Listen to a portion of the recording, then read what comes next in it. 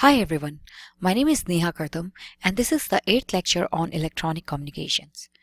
In this lecture we will learn about frequency modulation transmission. So let's get started.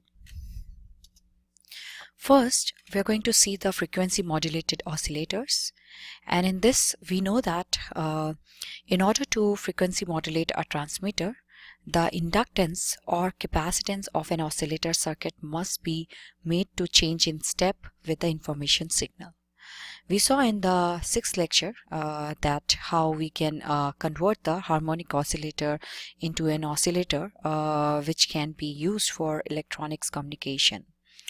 There we used a varactor diode instead of a capacitor. So here also this picture shows the varactor diode, and this is the symbol of a varactor diode. And this varactor diode is normally operated in the reverse bias region. We also know that when the diode is reverse bias, then it opposes the current flow. And when this diode is in the reverse bias mode, then the depletion region it will look like an insulator, and therefore it will act as a dielectric for the diode and behave as a capacitor. Now these two pictures shows what will happen when a small reverse bias is applied and what will happen when the large reverse bias is applied to the varactor diode. So let's see this first. When the small reverse bias is applied to the varactor diode, then the depletion region will be smaller. And when the depletion region is smaller, then what will happen to the capacitor? The capacitor formed by this depletion region will increase. Whereas if large reverse bias is applied, then the depletion region will become larger, and if it is larger, then the capacitance value of the varactor diode will decrease. And this is based upon the formula that capacitance is inversely proportional to the distance between the plates. So therefore, if the distance between the plates decreases, the capacitance increases, and if the distance between the plates increases, the capacitance decreases. On the screen, you see the varactor reactance modulator circuit. And in this circuit, we have used the varactor diode here. And you know that a reactance modulator circuit basically converts a voltage into a capacitance, and the most common form of the circuit mainly uses this varactor diode as an active device. And here you see the audio input signal is basically comes from here, and the VCC is applied from here. So the information here is basically superimposed upon this DC level, which is coming here from here, and which shifts the operating point up and down on the operating curve for the varactor diode, and which causes the capacitance of the diode to vary in step with the information signal. Now here on the right hand side you see the graph, and this graph basically shows the capacitance of a typical varactor diode as a function of the applied reverse bias voltage. And this graph demonstrates that the capacitance versus voltage is a highly nonlinear function, and here the total capacitance of the diode basically decreases as the amount of reverse bias increases.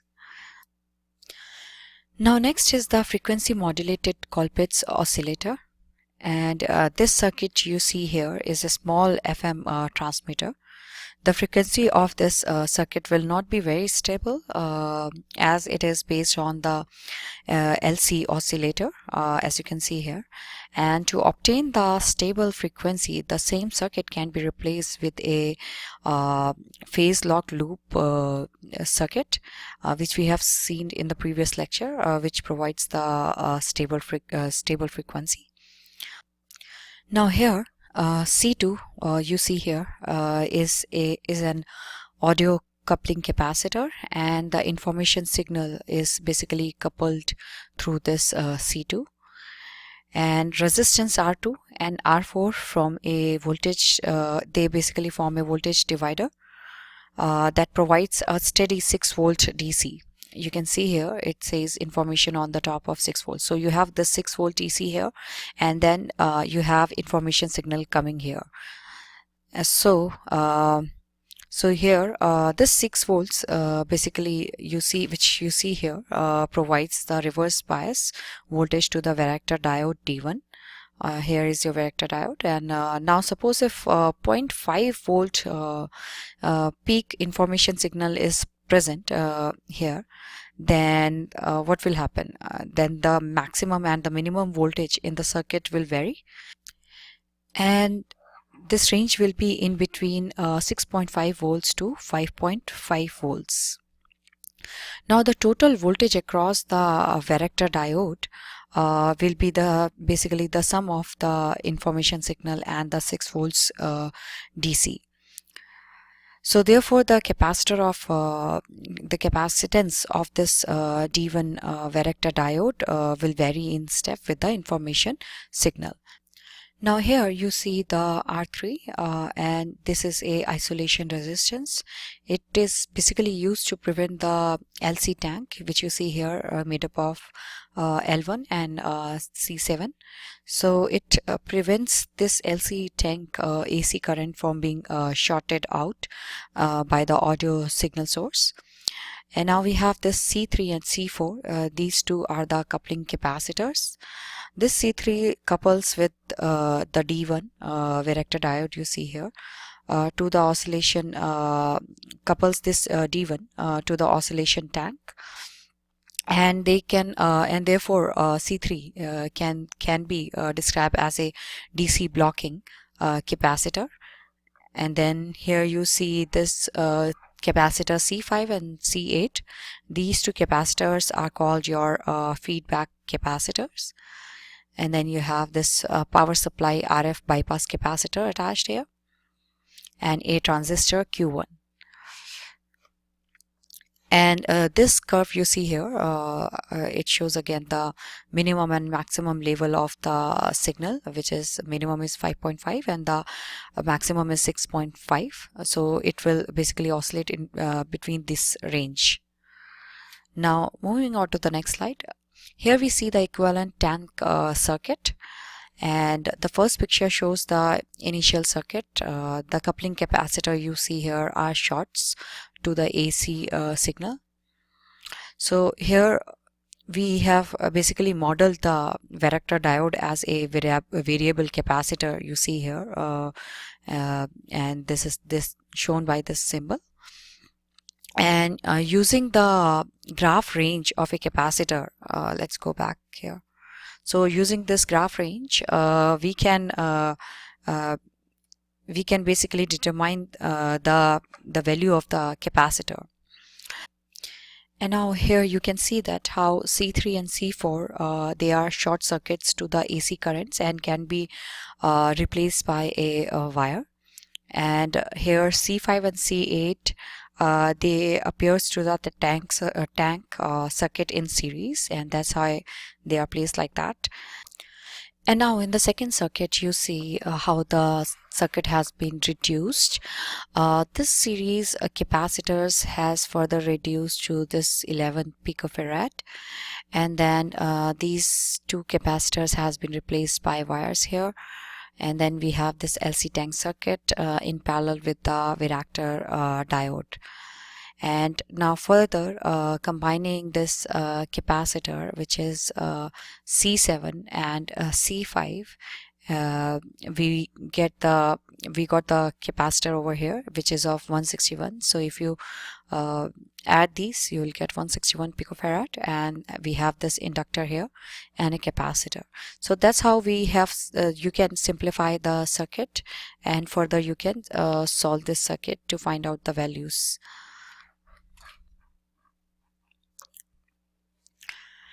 Now this picture you see here is a MOSFET reactance modulator, and previously you saw we used the varactor diode, this circuit, and this one is different. Here we are using a transistor as a reactor modulator, and our transistor here is MOSFET, here you see Q1 operates as a common source amplifier, and it is biased by the resistance R2 and this R4. They both are in a voltage divider. They are attached in the voltage divider way, and the output and the audio input is basically applied from here through the L2 inductance, and the drain current of a Q1 varies in step with the applied audio signal, and therefore the transconductance which is given by GM. I hope you remember when you did the AC and DC analysis. In AC analysis, you used to calculate the transconductance, which is given by by GM. So that transconductance here of the MOSFET also varies in step with the information, and the gain of the MOSFET depends upon that GM. Now here we have C6 and C7. You see here, these both are the bypass capacitor, and this circuit has a feedback also, you can see, which is applied through R1 and C2, and you have this CGS. This is also connected in the feedback to the Q1. So this is another circuit of another modulator circuit using a transistor. Now we'll move on to the next slide.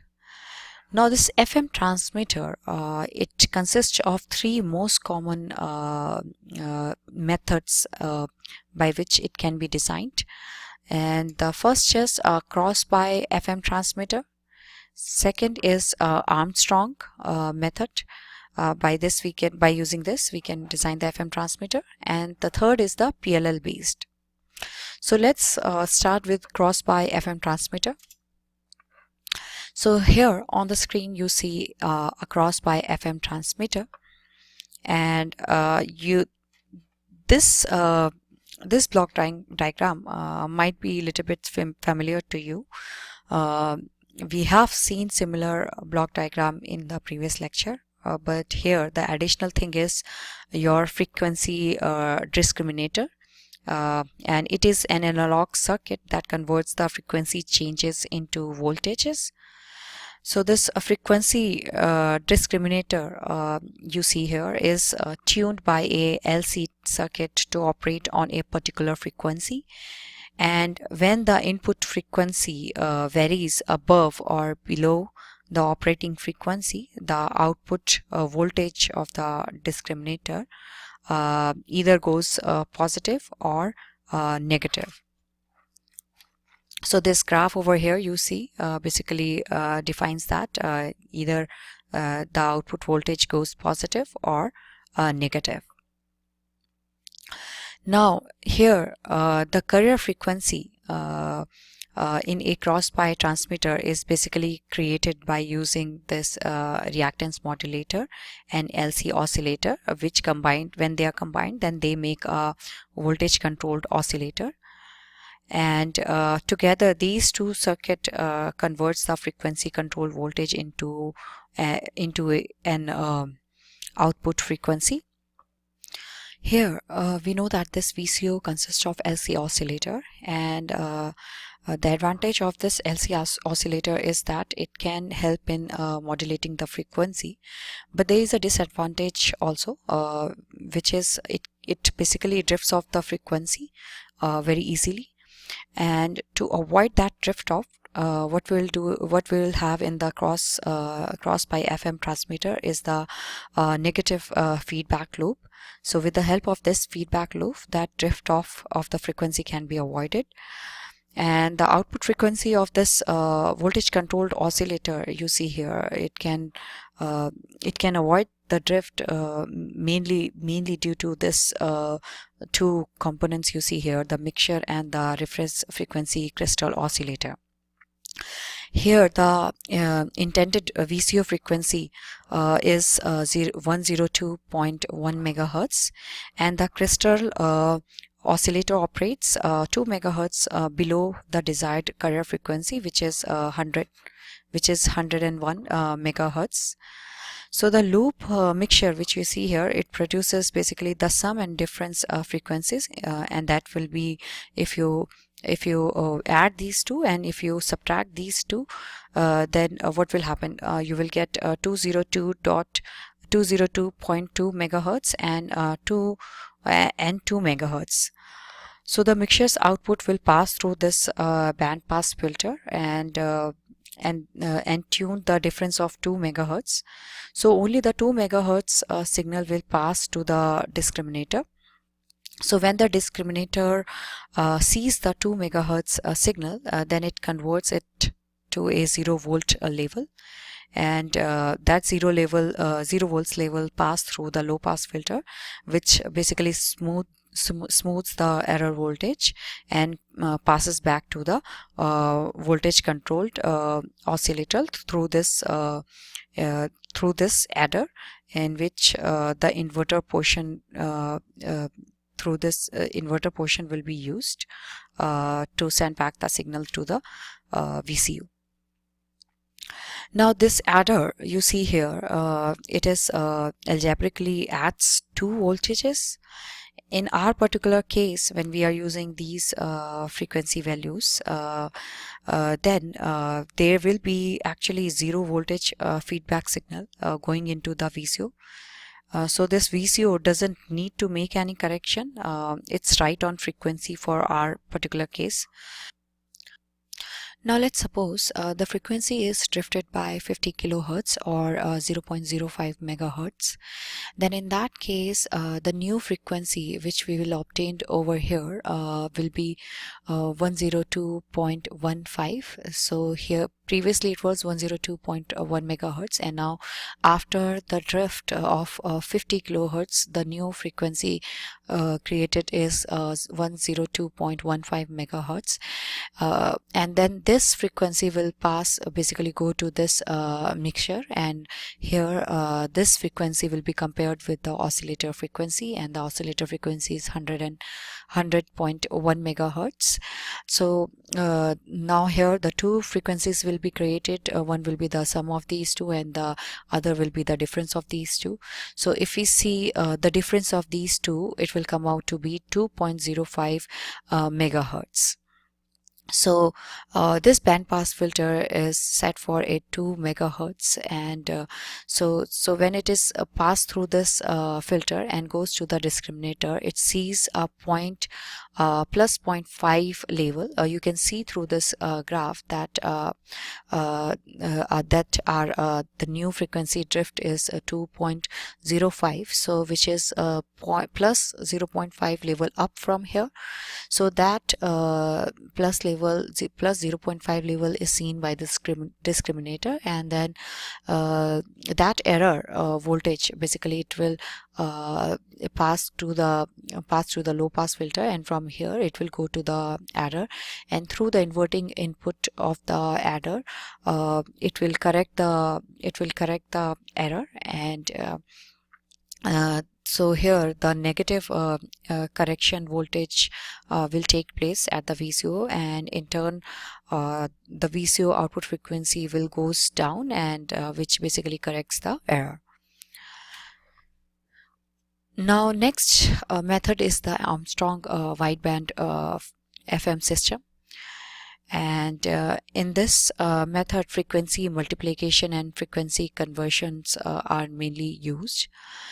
This Armstrong transmitter directly modulate a crystal oscillator to produce a stable frequency, and then uses a frequency multiplier, which you see over here, to increase the deviation to the required value of 75 kilohertz. So 75 kilohertz is for FM applications, we uses the 75 kilohertz deviation, and in our example also we are using this standard value.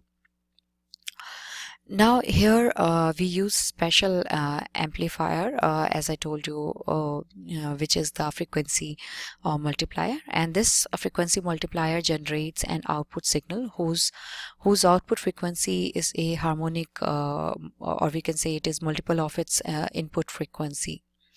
So the frequency multiplier basically consists of a non-linear circuit that distort the input signal, and consequently it generates a harmonic of the input signal. So for example, if you send the input frequency here of let's say 1 megahertz, then this frequency multiplier here will produce the 27 megahertz of output. Here we are using a frequency multiplier of 27. If you use let's say if you use for 3, then your output will, if your input is 1 megahertz, then your output will be 3 megahertz in that case. So this frequency multiplier, it not only increases the carrier frequency, but also the deviation of the FM signal. So let's say if 1 megahertz input signal had a deviation of, let's say, 5 kilohertz, then the resulting output deviation would be 3 times, if you're using the 3 times frequency multiplier stage, and that 3 times would be 15 kilohertz. So in our this example also, we have a carrier frequency of 1 megahertz, and we have a deviation of 102.88 hertz, and this frequency multiplier stage is of 27, and when this is multiplied with this, we will get these values. So carrier frequency will become 27 megahertz, whereas the deviation will become 2.77 kilohertz. Now here we see that the deviation produced is 2.77 kilohertz, and the standard we know that is 75 kilohertz, and so if we compare, then we observe that this is like very small deviation when compared to the standard deviation. So this circuit producing a very small deviation, which is small enough for a FM broadcast, and we know that if we have like less deviation, then this means that the more channel can fit into the small amount of frequency spectrum. So let's increase the deviation, and even for the carrier frequency are very small, which is 27 megahertz, and the standard is between 88 to 108 megahertz. So we can let's add one more multiplier here and see what will happen. So after this, if we add one more frequency multiplier stage of x3, then what will happen to the output carrier frequency and the standard deviation? So if you multiply this carrier frequency with by 3 and this deviation by 3, so for carrier frequency you will get around 81 megahertz after multiplying with by 3, and 81 megahertz is again small, and it doesn't lie under this range. And let's see what will happen to the deviation. If you multiply this deviation by 3, then your new deviation will be 8.31 kilohertz. So you can imagine, even after adding the frequency multiplier stages here, we are not able to get the standard values here. So let's just keep these values as it is, like this, and move on to the next step and see what will happen. So we will send this value to the mixer over here, and here we have this crystal oscillator which has this 30.78 megahertz frequency, and we know that from the mixer, at the output of the mixer, we will get the addition of these two frequencies and the difference of these two frequencies. So the difference of these two frequency which we will get, here it is 27 and this is 30, so we will get around 3.78 megahertz, and deviation is going to be the same, which is 2.77 kilohertz. So now you can predict basically, now these are pretty much at a same value, or we can say they are a little bit apart from each other. And now if we use the frequency multiplier, then we can increase the values of both the of the carrier frequency and the deviation. So here you see that we have another stage of frequency multiplier. After this signal passes through the bandpass filter and then goes to the frequency multiplier stage of x27, and that 27 frequency multiplied with these two values, then we will get 102.1 megahertz, and deviation will be approximately equal to 75 kilohertz. Now if we compare these values with the standard FM broadcast value, then we see that our carrier frequency lies in this range, and we have is 102.1 megahertz, and the deviation is approximately equal to 75 kilohertz. So this is the advantage of this Armstrong wideband FM system, that this way we can basically make our carrier frequency and deviation under the standard values. Now here the next method is the PLL FM transmitter, and this PLL FM transmitter is based on the PLL frequency synthesizer, which we saw in the previous lecture.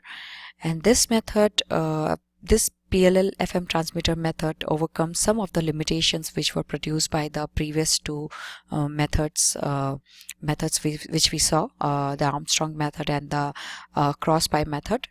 And this method produces very accurate values for FM transmission, because the reason why, because in the PLL there are no analog circuits to age, whereas in the previous two circuits there were some analog circuits, and which requires touch up after some time, whereas in this case it is not required. And here the frequency drift is also not present. Now the PLL FM transmitter in the figure you see is very similar, as I told you, to the synthesizer, and the primary addition here is the adder circuit, which you see here, that has been placed between the low pass filter and the voltage controlled oscillator. This adder circuit allows the information signal to directly frequency modulate the voltage controlled oscillator. And at the phase detector you see here, the test point C and test point B are basically compared, their values are compared, and based on that the output will be produced, and our output will produce the appropriate correction command voltage to the low pass filter. And when the information signal modulates, then the phase detector immediately it recognizes that change, and it recognizes that the loop is basically out of lock, and it makes the correction to the voltage controlled oscillator to push the loop back onto the right frequency. Here the programmable device sets the operating frequency of the loop and is controlled by this microprocessor, which controls the value of these two registers R and N. So this was the PLL FM transmitter. Now we will go to the summary of this lecture, and I'll quickly read all the points. So we learned in this lecture a reactance modulator which converts voltage into a varying capacitance or inductance. The varying reactance can directly frequency modulate an oscillator. All practical FM transmitters must solve the opposing goals of obtaining a stable carrier frequency yet producing adequate deviation. A frequency multiplier increases both the carrier frequency and deviation of an FM signal. A frequency converter changes only the carrier frequency. So this is the end of the lecture. Thank you so much for watching.